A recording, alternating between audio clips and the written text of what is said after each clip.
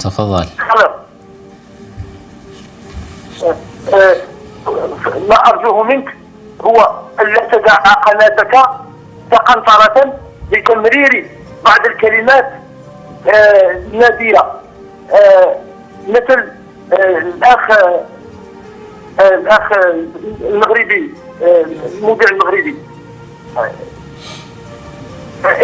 الأخ إقبال يسب الملك محمد السادس. هذا هو أرجو أن لا يكون. أطلب منك. لماذا أخي محمد؟ لا يكون على قناتك. أخي محمد. نعم. لماذا تدافع عن محمد السادس؟ لأنه من أهل البيت. لا، إن شاء الله يصحح لك سماحة الشيخ هذا الفهم الخاطئ.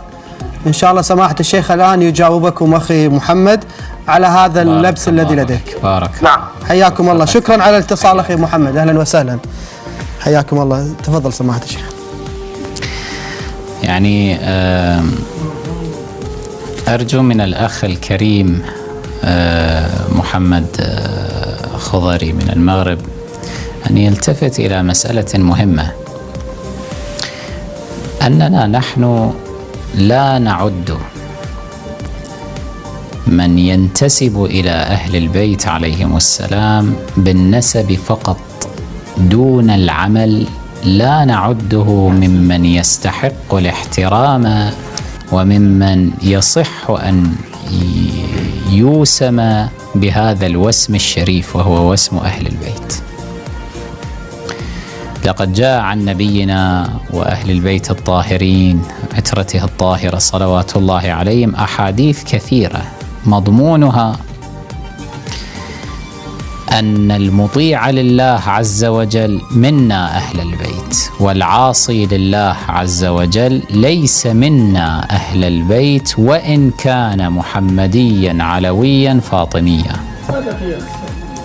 مضمون هذا المضمون متكثر في الأحاديث عن النبي وعن عترته الطاهرة صلوات الله عليه.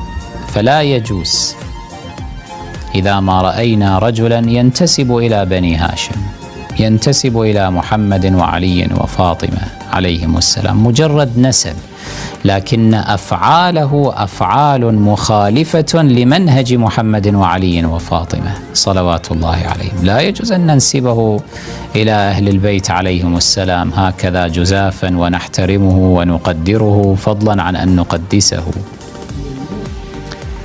الملوك والحكام الذين ابتليت بهم أمتنا اليوم ظلمة، كلهم ظالمون، كلهم فساق، كلهم فجار، تئن منهم الشعوب. فلا ينفعهم أنهم ينتسبون إلى أهل البيت عليهم السلام نسبا. لا ينفعني أن يأتيني محمد السادس أو قبله الحسن الثاني أو قبله أو من الظالمين. لا ينفعنا أنهم يجورون ويظلمون ثم يريدون منا أن نحترمهم بحجة أنهم ينتسبون إلى أهل البيت. نقول لهم قفوا، نحن نحترمكم لو كنتم عادلين، لو كنتم صالحين، أما تئن منكم الشعوب وأنتم تظلمون وتجورون وتفسقون وتفجرون، عملكم مخالف لما كان عليه محمد صلى الله عليه وآله وآل محمد الأطهار عليهم السلام، فلا ينفعكم ذلك ولستم أهلا للاحترام. ملك المغرب الحالي هو من هؤلاء. انظروا الشعب المغربي كيف يئن من هذا الملك، هذا الملك الفاسق الفاجر المعروف فسقه، المعروف فجوره، المعروف تلذذه بالشهوات، المعروف عنه اكتنازه لأموال وثروات هذا الشعب المنكوب، في حين أن قطاعات عريضة من هذا الشعب تحت مستوى الفقر.